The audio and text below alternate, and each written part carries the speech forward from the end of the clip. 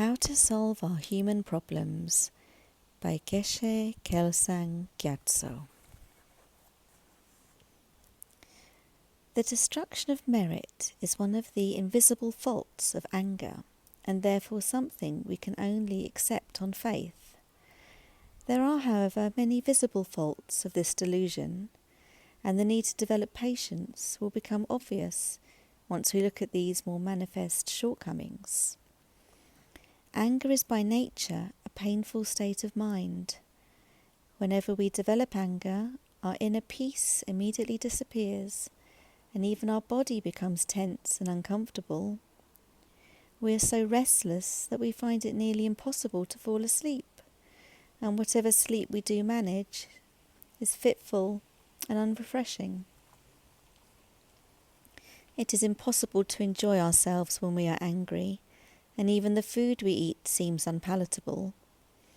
Anger transforms even a normally attractive person into an ugly, red-faced demon. We grow more and more miserable, and no matter how hard we try, we cannot control our emotions. One of the most harmful effects of anger is that it robs us of our reason and good sense.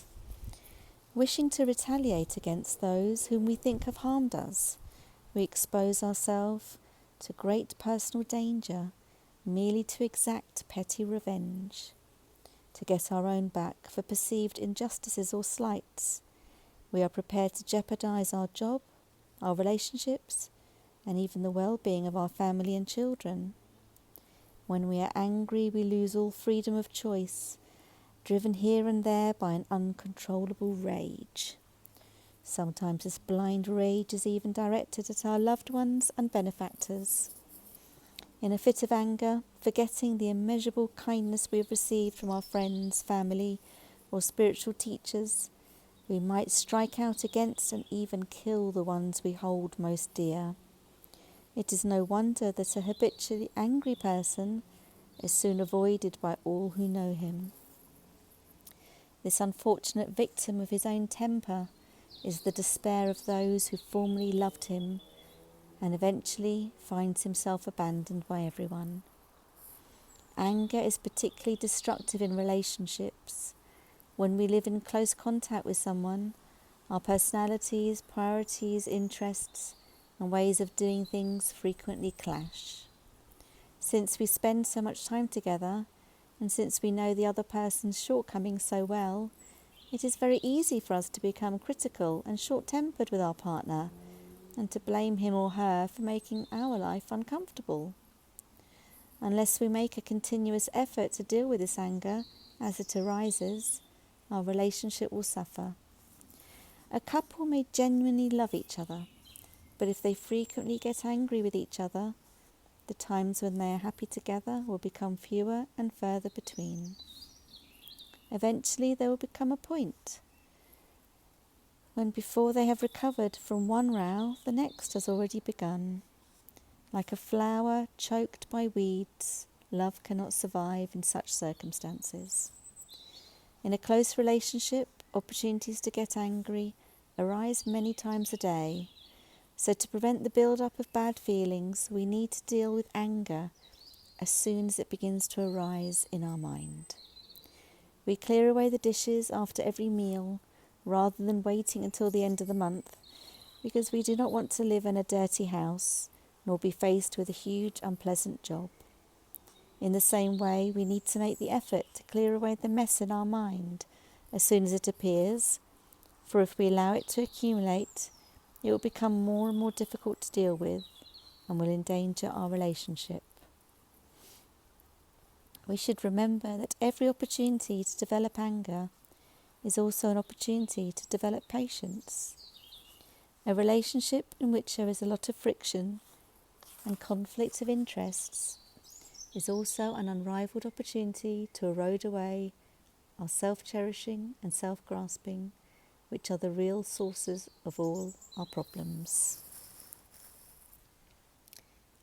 By practicing the instructions on patience explained in this book, we can transform our relationships into opportunities for spiritual growth. It is through our anger and hatred that we transform people into enemies.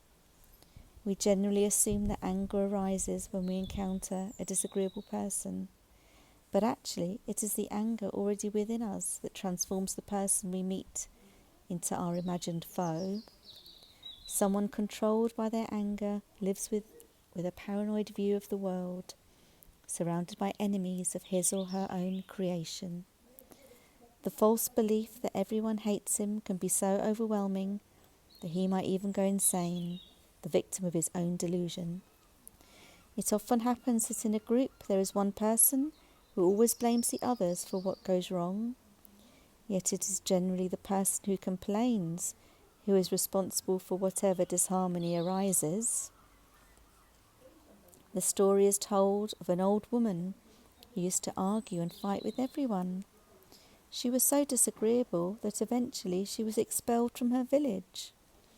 When she arrived at another village, the people there asked her, "Why did you leave your home?" She replied, "Oh, all the people in that village were wicked. I left in order to escape from them." The people thought it odd that a whole village should be so bad, and concluded that it was the old lady herself who was at fault. Fearing that she would cause them nothing but trouble, they threw her out of their village as well. It is very important to identify the actual cause of whatever unhappiness we feel. If we are forever blaming our difficulties on others, this is a sure sign that there are still many problems and faults within our own mind. If we were truly peaceful inside and had our mind under control, difficult people or circumstances would not be able to disturb this peace. And so we would feel no compulsion to blame anyone or regard them as our enemy. To someone who has subdued his or her mind and eradicated the last trace of anger, all beings are friends. A bodhisattva, for instance, whose sole motivation is to benefit others, has no enemies. Very few people wish to harm someone who is a friend of all the world, and even if someone did harm him or her, the bodhisattva would not view this person as an enemy. With his mind dwelling in patience, he would remain calm and untroubled, and his love and respect for his assailant would be undiminished.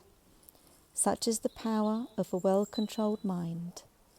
Therefore, if we really want to be rid of all enemies, all we need to do is uproot our own anger. We should not think that this is an impossible goal. By relying upon the appropriate methods, many people have been able to cure themselves completely of their physical illnesses. In the same way, it is certainly possible to eradicate the inner disease of anger, and many spiritual practitioners of the past have succeeded in doing so. Methods to gain release from this crippling delusion exist and have proved their effectiveness whenever people have sincerely put them into practice, and there is no reason why they cannot work for us as well. Imagine what the world would be like if we all conquered our anger. The danger of war would evaporate, armies would become unnecessary, and soldiers would have to look elsewhere for work. Machine guns, tanks, and nuclear weapons, instruments useful only to the angry mind, could be put away, as all conflicts, from wars between nations to quarrels between individuals, came to an end. Even if this universal peace and harmony seems too much to hope for, imagine the freedom and peace of mind each of us individually would enjoy if we managed to free ourselves completely from the distorted and destructive mind of anger. Having understood the many faults of anger, we should watch our mind closely at all times. As soon as we notice our mind starting to get agitated, for example, when dwelling on someone's faults and blaming them for the unpleasant feelings in our mind, we should immediately recall the faults of anger, remembering that getting angry will solve nothing and only create more suffering for both ourselves and others. we should then make the effort to channel our mind in a more constructive direction. If we are able to recognize a negative train of thought before it develops into full-blown anger, it is not too hard to control. If we can do this, there is no danger of our anger being bottled up and turning into resentment. Controlling anger and repressing anger are two very different things. Repression occurs when anger has developed fully in our mind, but we fail to acknowledge its presence. We pretend to ourselves and to others that we are not angry. We control the outward expression of anger, but not the anger itself. This is very dangerous because the anger continues to seethe below the surface of our mind, gathering in strength until one day it inevitably explodes. On the other hand, when we control anger, we see exactly what is going on in our mind. We acknowledge honestly the angry stirrings in our mind for what they are, realize that allowing them to grow will only result in suffering, and then make a free and conscious decision to respond more constructively. If we do this skillfully, anger does not get a chance to develop properly, and so there is nothing to repress. Once we learn to control and overcome our anger in this way, we shall always find happiness, both in this life and in our future lives. Those who truly wish to be happy, therefore, should make the effort to free their minds from the poison of anger. To summarize, for as long as our mind is filled with anger, we shall not find happiness either in this life or in lives to come. Anger is our real enemy, and until we evict it from our mind, it will continue to cause us unimaginable suffering. Therefore, instead of blaming other people or circumstances and viewing these as our enemies, we should recognize that it is this anger within our mind that is the real source of our suffering. Then, through guarding our mind with continuous mindfulness and alertness, we should take every opportunity to free our mind from its destructive influence.